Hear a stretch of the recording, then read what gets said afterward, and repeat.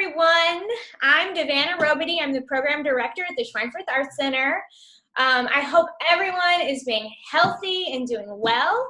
This is our first quarantine studio visit. We are doing it with San Francisco artist and quilt maker Joe the Quilter, Joe Cunningham. Say hello, Joe. Hi, nice to see you. It's so great of Joe to join us today. He's going to be showing us through his studio space. So without further ado, take it away, Joe Cunningham. Hi, everybody. What I thought I'd do is just start at my front door. I just stepped inside my studio. Oh, it's whatever time it is. It's in the morning. I share the studio with my friend Gwen Terpstra, an art dealer and painter, and she's not in right now. So I just walk through her space, and on the other side of these curtains is my space. Here's something I just got, is this brand new work table. See, it's made out of steel with a 4 by 8 foot top. And on it, I have what I'm working on right now, which is some oil paintings that I've cut up, and I'm sewing them back together into something. Over here behind my design wall is a bunch of fabric, sorted. And after that, I have my library. Paintings, banners, and stuff I'm going to cut up. Old things here in this rack. My last quilt, it's hard to see, isn't it? I have my quilts hanging up on poles. Over here, oh, what do you know? A little bit more fabric. And then there's the white side of my design wall I'm not using right now. And here's the black side with my current work in progress. Cut up paintings with some white denim. I love my studio because it has north light. These windows face north. I just reorganized my studio because of my new work table. Here's my old Bernina 130. Oh, it's an antique. The museums want it. It's so old, but it's my machine. There's my iron, a Laura Star. I recommend those very highly. My ironing setup there. And then in here is my handy quilter Fusion on a 12-foot table. Looky there. And my wall of women. And my most important thing, well, my second most important thing, my guitar with which I take breaks. Any questions? That is awesome, Joe. I really love your space. I have a couple questions. So your studio space is not in your home, correct? That's correct. It's about a 35-minute walk from my home. What is your typical work day like? I'm always interested as an artist myself,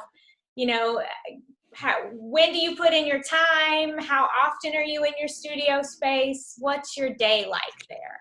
My day is this. I get up and have breakfast. I sometimes take a Pilates class first thing in the morning. Then I walk my dog for an hour and a half or 2 hours. Then I walk to my studio. I'm here generally late morning. I stay here until about 5 in the evening. I wish I just sewed all the time, but I don't get to. I have to do a lot of email. Being an artist is the most of what I do, but it's a lot of running my own business. So I have to answer a lot of, I have to be my own secretary, my own janitor, and all of that. But anyway, I'm here in my studio working all day, every day, 5 days a week. I don't work much on the weekends. Awesome. And you were showing us your beautiful handy quilter and your antique Bernina, your work table. What is your dream setup? Is there anything you'd like to modify with your studio? What's the dream space for Joe Cunningham? Well, my design wall behind me, as you can see, it's 8 feet by 8 feet. And I wish I had a studio that was 15 feet high so I could make 12-foot square quilts or anyway, much bigger quilts. I'd like to make something the size of a billboard. And of course, I would also, in my dream studio, I'd have a couple studio assistants that were helping me out with this, up on ladders and everything. So I am very interested in the work in progress that you have behind you. I've had the pleasure of handling your work and showing your work several times now. And I'm interested in the fact that you're using paintings. Did you make those paintings yourself, or are they other people's paintings? Like, how are you going through that process? Yeah, those are other people's paintings. I got started on this idea years ago when I saw a work by Robert Rauschenberg where he painted on a quilt. And I thought, oh, I could do the same thing. I could quilt on a painting. And also, there was that. There was also then the fact that Calvin Klein had a whole collection of clothing a couple years ago that used old quilts, perfectly good old quilts, not worn out cutters, but really nice old quilts to use as linings for his parkas, to cut up and make upholstery out of. I wanted to make a statement, so I decided to start using paintings in the way that designers and artists had used quilts, as just raw material. And you know, use the paintings to make something nice, like a quilt. And so you've talked a little bit about some inspiration for that piece. I have heard a lot of lectures by you, but can you tell our public what are some of your overall inspirations? Who are the artists you look at? Who are the quilters that you're looking at today? The quilters who I really like are, I could name a few right now. Pat Pauley, I like her a lot. Eric Wolfmeyer, if you don't know his work, his stuff is magical. It's fantastic, very simple and but magical. Sarah Nishiura, look up Sarah Nishiura. She's as good as it gets. She's just fantastic. I like my friend Heidi Park's work. It's so organic and beautiful what she does. So those are some of the quilt people that I really like. Art-wise, you know, I've been really influenced by the abstract expressionists, all of them. That's how old I am. But really, my favorite artist, I would have to say, is William Wiley. He's known as a cowboy dada kind of artist from the West Coast here. Wiley has been a great inspiration to me, and Rauschenberg, also another big inspiration. I like those guys. Joe will be teaching a 2-day class and a 3-day class at Quilting by the Lake. Joe, do you want to tell our beautiful audience what you're going to be working on when you come to Syracuse? So two colors mostly is one of my favorite things to teach, because people think that you need a big wide array of fabrics to make something cool, or that you need to treat them in a wide variety of manners. Some of my favorite old quilts are made of just 2 fabrics.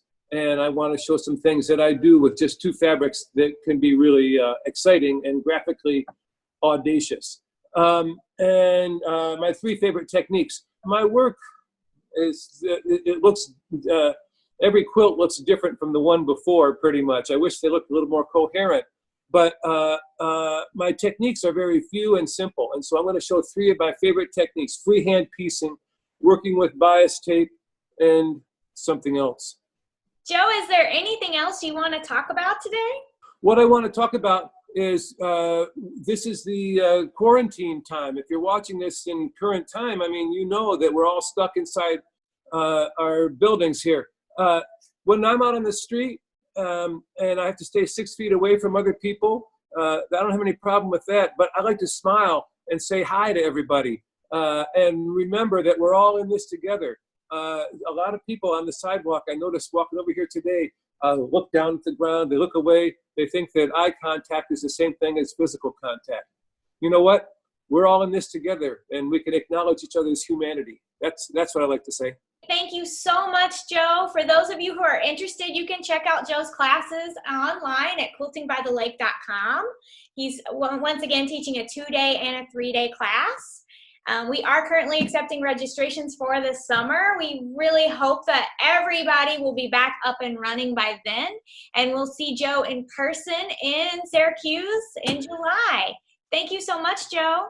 I'm so happy to do this, and I'm so much looking forward to seeing you in person in Syracuse this July.